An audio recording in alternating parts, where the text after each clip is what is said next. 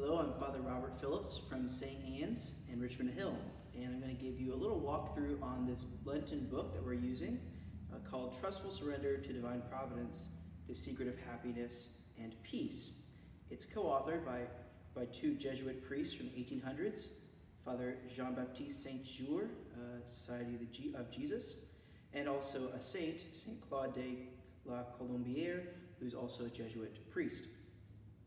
They wrote in the 15 and 1600s about trust in God, and so this book is like a little excerpts from their works about trustful surrender to God and His divine providence.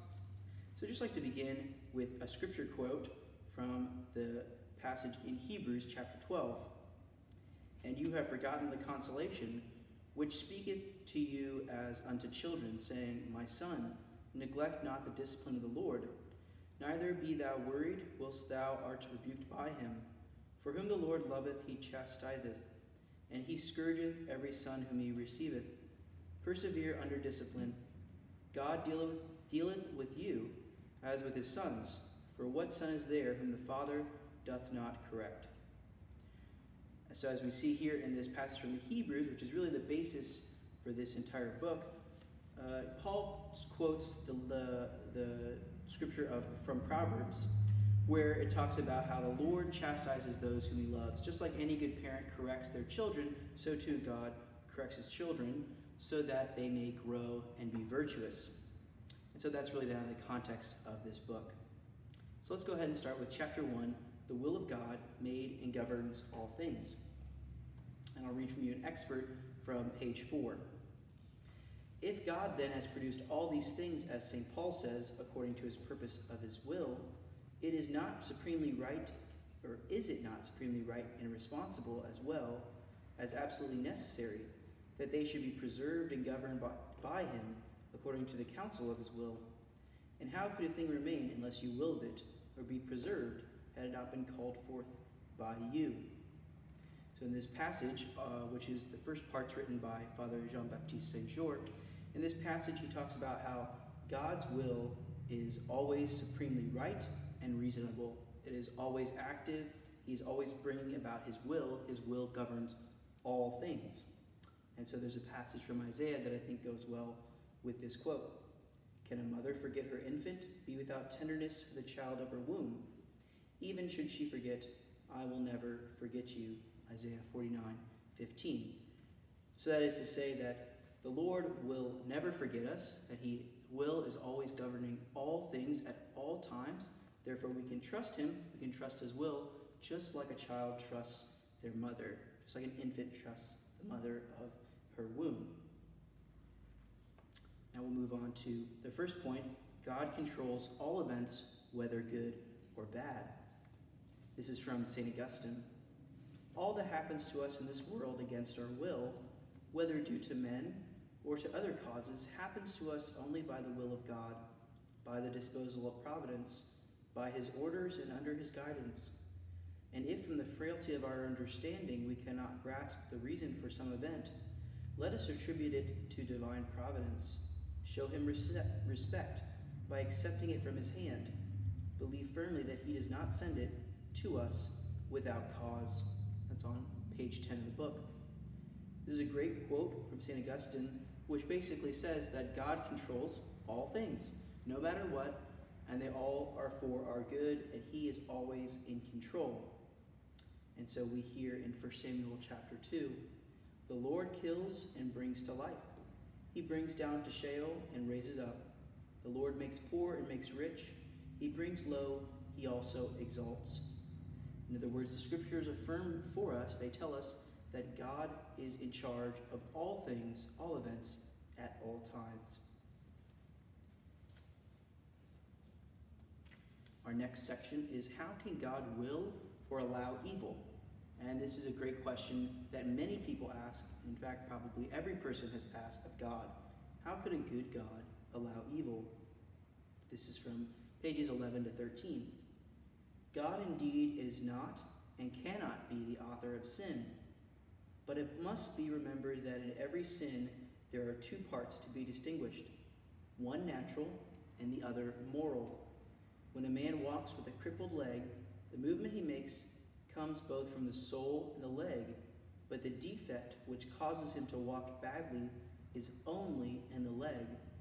In the same way, all evil actions must be attributed to God and to man insofar as they are natural physical acts, but they can be attributed only to the will of man insofar as they are sinful and blameworthy. As St. Paul says in Acts chapter 17, "For in him we live and move and have our being, as even some of the poets have said, we too are his offspring." So when we are in line with God, when we follow his will, then we are his offspring. We do the will of God. We are supported by him. But God even supports us when we sin. He allows us to exist. He's given us the freedom to choose to do evil. He has created us good. And so even our evil actions have a sense of goodness in them in their natural ability. So my natural ability to move my arm or to go and stab somebody, it's a natural ability of my arm. God created that and it's good. But my intention to harm someone, that is not of God. That is evil, and that comes, as Jesus said, from within the heart of man. And so the problem of evil really boils down to our human freedom and the ability that God has given us to choose life or to choose death, to choose to be his offspring and to live and move and have our being in him, or to choose to live and move and have our being within ourselves, to not choose God. Our next section, the author gives us some practical examples. This is from page 19. "Let us never then attribute our losses, our disappointments, our afflictions, our humiliations to the devil or to men, but to God as their real source.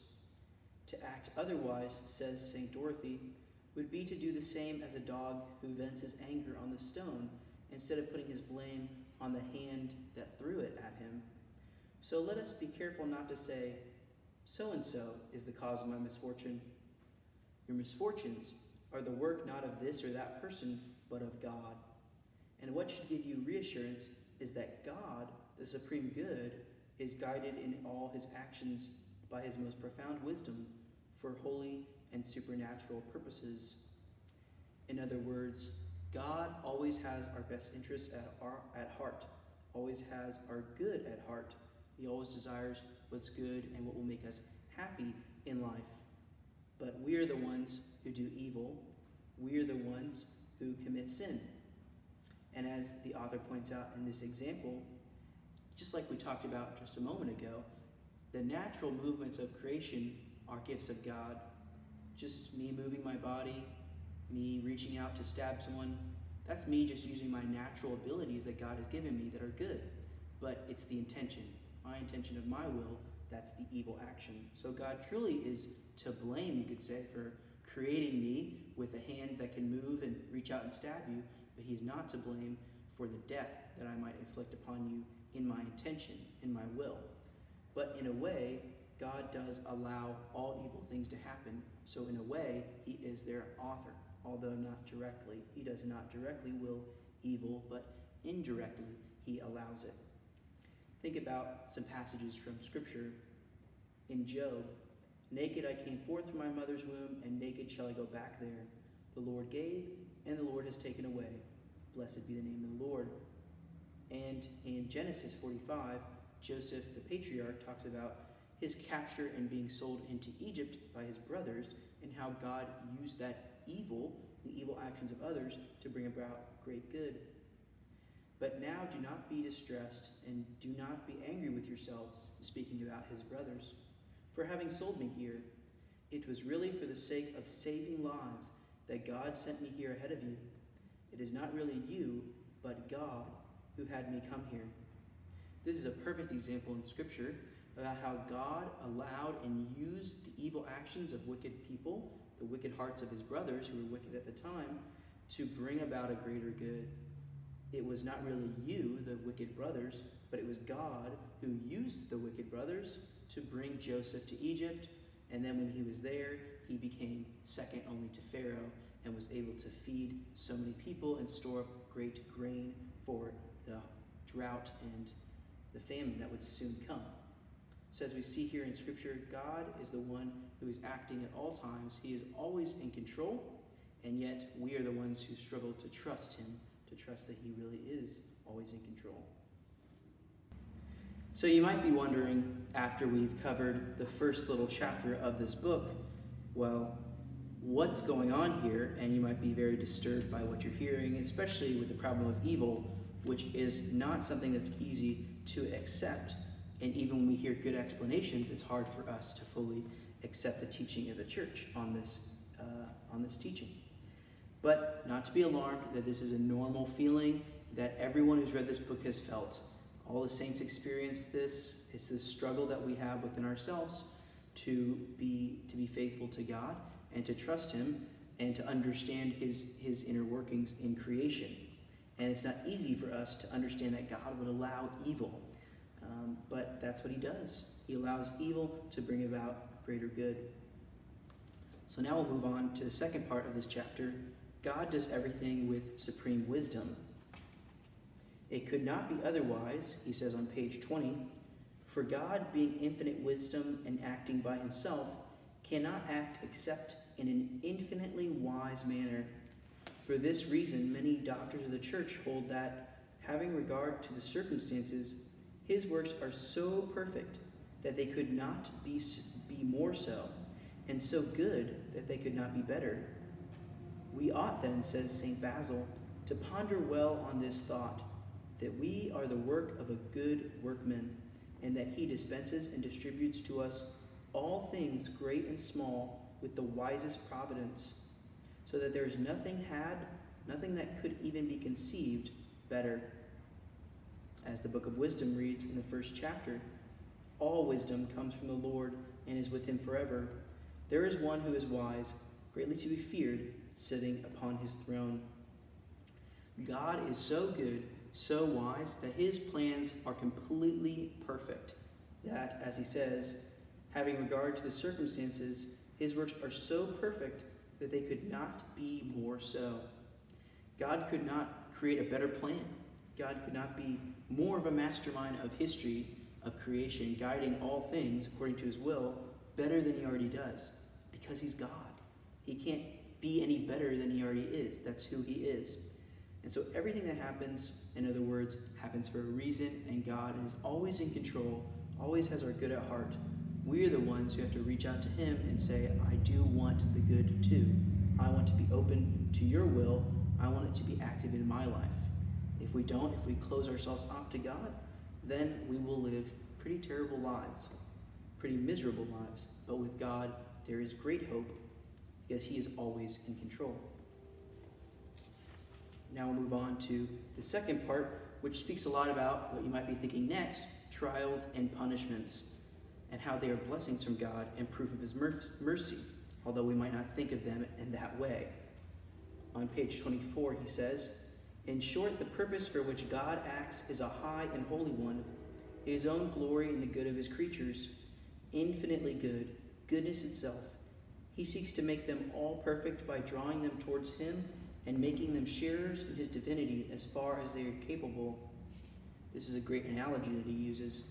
A glove is not more fitted to a hand or a sword to a scabbard than what he does and ordains in us and for us is suited to our strength and capabilities, so that everything may serve to our advantage and perfection if we but cooperate with the designs of his providence.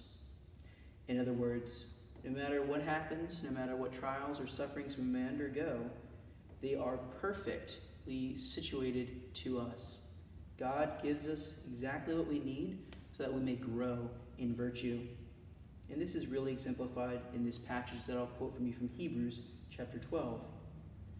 Therefore, since we are surrounded by so great a cloud of witnesses, let us also lay aside every weight and sin which clings so closely, and let us run with perseverance the race that is set before us, looking to Jesus, the pioneer and perfecter of our faith. Even in this first half of the quote that I'm reading from, we have a clear illustration of what we are to do. Persevere and keep our eyes fixed on Jesus, the perfecter of our faith, who, for the joy that was set before him, endured the cross, despising the shame, and is seated at the right hand of the throne of God. Consider him who endured from sinners such hostility, against himself, so that you may not grow weary or faint-hearted. In your struggle against sin, you have not yet resisted to the point of shedding your blood. Jesus goes before us so that we may not grow weary or faint-hearted. He has borne all our sin, all suffering, so that we can rely on him, so that we can turn to him in our need and be consoled by his loving presence. But also St. Paul gives us a really kind of little stick in our hearts, you could say, by telling us, in your struggle against sin, you have not resisted to the point of shedding your blood.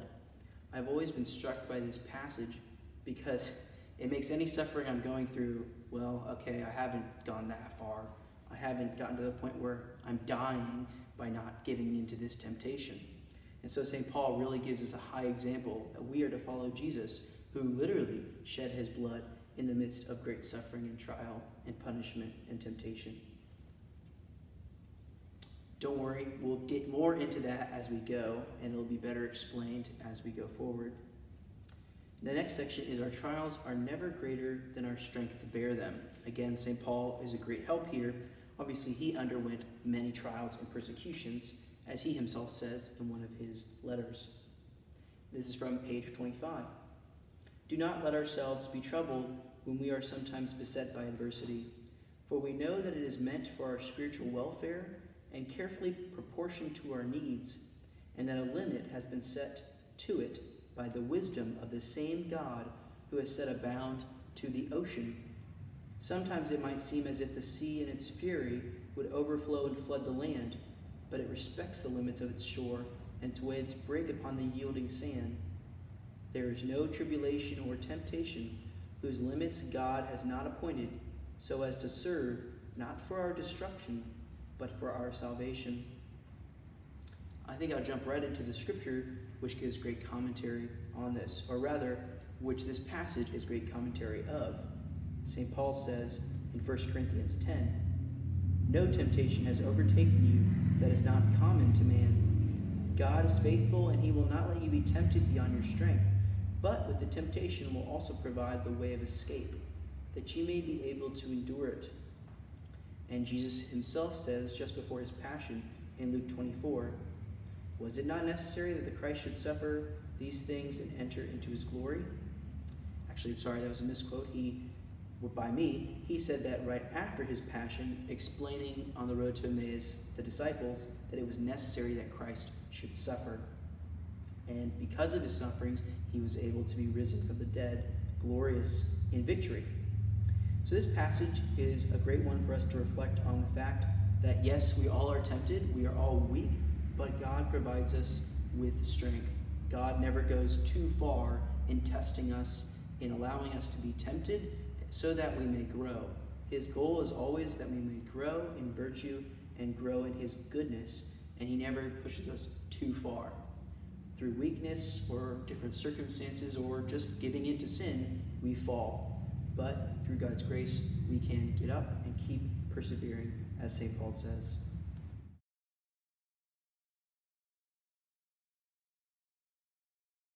So that concludes our first chapter. Now, you might be thinking, although you might have thought this in the first couple of pages, okay, I'm done, it's over, this book is too difficult. Well, you're kind of right. It is very, very difficult. But that doesn't mean you have to put it down or to quit. This is why when I recommend this book to other people, I say don't read more than a paragraph or a chapter a day, because it's really, really tough stuff. It's hard for us to accept that we really don't trust God that much. We're really bad at trusting him, but that's okay. We just need to keep reading, keep persevering in our faith, keep trying our best to internalize what we're going over in this study so that we can better trust God, so that we can better seek him and receive the happiness and the peace that he desires to bring us. So keep reading and tune in next week for chapter 2.